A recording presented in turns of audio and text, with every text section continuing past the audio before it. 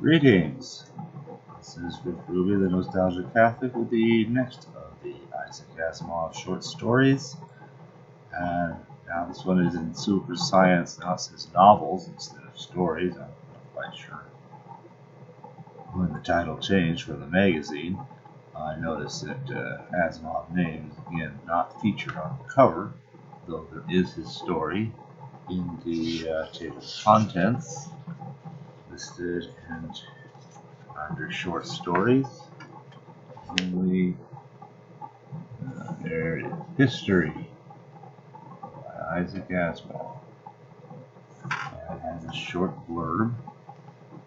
And it says, "The Martian feared the physical sciences, but even history was deadly." Okay. Well, this is a short story.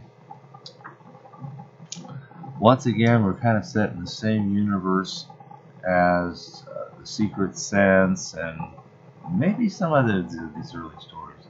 Maybe the background of the Tweenie stories as well. Because you've got humanoid people on Earth and Mars. And although the ones on Mars, well, now we probably see why we don't see too many of them in the Tweenie stories. In fact, we don't see any Martians in the Tweenie stories. Because from Mars, they're kind of tall and spindly and find the Earth's gravity is difficult to cope with. They have to go around on crutches everywhere all the time and things like that. So although Venus's gravity wouldn't be quite as bad as Earth, it's probably the same thing as far as the Martians concerned, which means the Martians wouldn't be terribly interested in trying to conquer the Earth or Venus or anything like that. So one can see that, yeah, the Tweenies would probably be safe on Venus from Martians. So all they have to really worry about would be Earth people. And interestingly enough, the Tweenies don't seem to inherit the delicate, gangly, spindly frame of Martians that would find Earth gravity difficult. So it seems kind of written in that context. There's a pattern beginning to emerge as I look at all these early stories. So you have these Martians, they're essentially humanoid, perhaps sufficiently humanoid to interbreed with them. But they're kind of tall and gangly and spindly against themselves as full-blooded Martians. The Earth says, of course, we know what they are. And Venus, apparently, well, this kind of varies. Maybe there are beings that are native to Venus in some stories, including this one. Other times, it's kind of only got lower life forms, and just anybody can kind of get there. Unless you want to count the Fibs that are kind of friendly, but it's hard to say how civilized or technological they are. They might be kind of like dolphins or something, you know, intelligent but not building a technology of any sort. So, anyway, in this story, it's really little more than a series of discussions. You've got this Martian historian, kind of outsider. It's very clearly set in 1941 time era. Hitler's carving up Europe like crazy, and everyone here in America is getting worried about all that. And radioactivity. That's kind of interesting, because nobody really knew what a radioactivity-based bomb was actually going to do. So in this story, they describe it as these drops of death. They just make this 15-foot crater within which every bit of solid matter just disappears. Interesting picture. Interesting kind of weapon that existed. But obviously very small scale in comparison to, what the atomic bomb and hydrogen bomb would go on to be. So we do have one small bit of illustration here that's kind of interesting. There's a blurb. It says, Owen is the name of the Martian character. We'll see in a moment here. Owen thought the physical sciences were bad for humanity, but even his beloved study of history contained the seeds of destruction. So apparently Owen is a historian from Mars. Pedantic. He can get angry.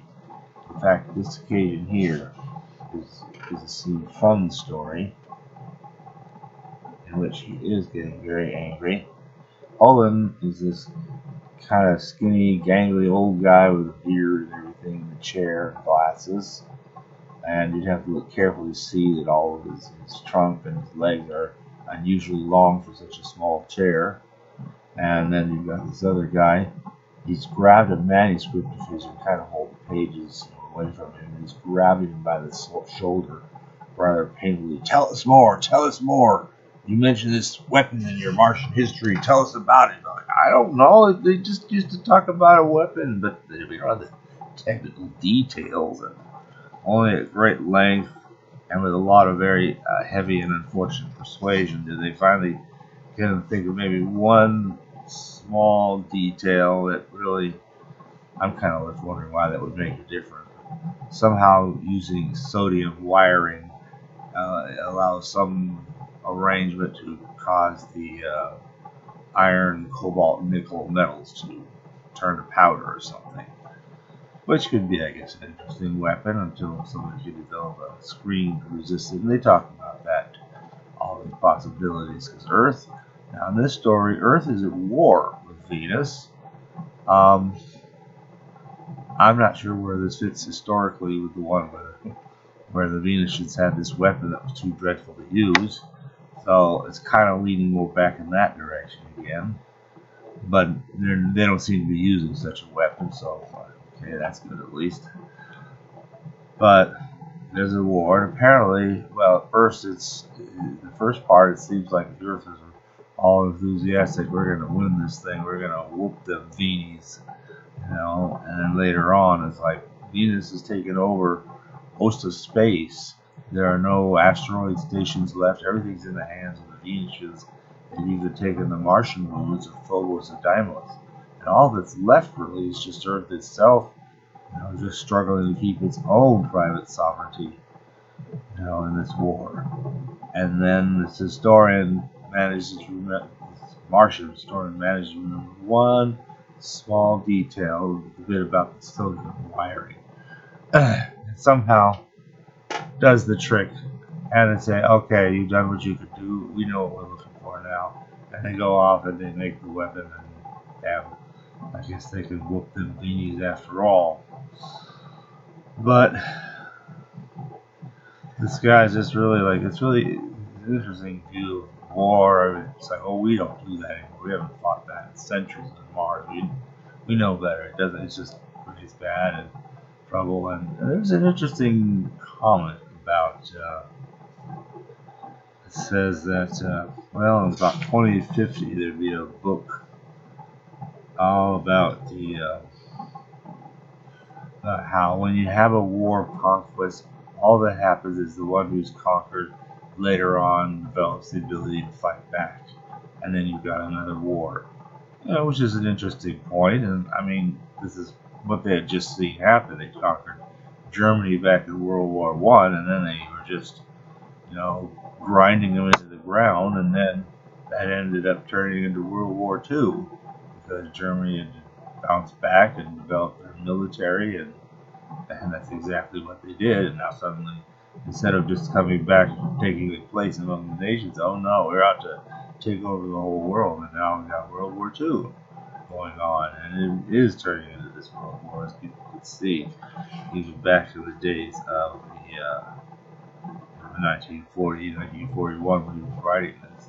So it's really just little more than discussions. The Martian is writing a big work, scholarly history and so forth, and I don't know, there's not too much story. Not much variation. In fact, I didn't find any difference in the text between what's published in the early Asimov versus what's in the original. Interesting. Another different semi-patriotic theme, not quite as red, white, and blue. They have another majorette for this commercial advertisement on the back here. It's kind of interesting. Instead of the red, white, and blue, the other majorettes, now it's kind of green and a sort of a whatever this thing here is of cigarette packs of Chesterfields. That's kind of funny. Well, sure, and big parades to Chesterfield. Well, okay, whatever. At any rate, that was the so that was the next story of Asimov, the Sea Prince, and again in Fred Pohl's magazine, I think when he was still editor of it. So that's what I have on that. Well, sorry there isn't more on this, but it's a cute little story. Oh, it has this one rather interesting tidbit. It has it that Hitler, I guess, after losing the war, gets isolated, like Napoleon getting sent to Elba. Hitler gets sent to Madagascar to die there. Okay. But you just never know. Anyway, so that's kind of fun to see how all that works. Well, thanks for listening.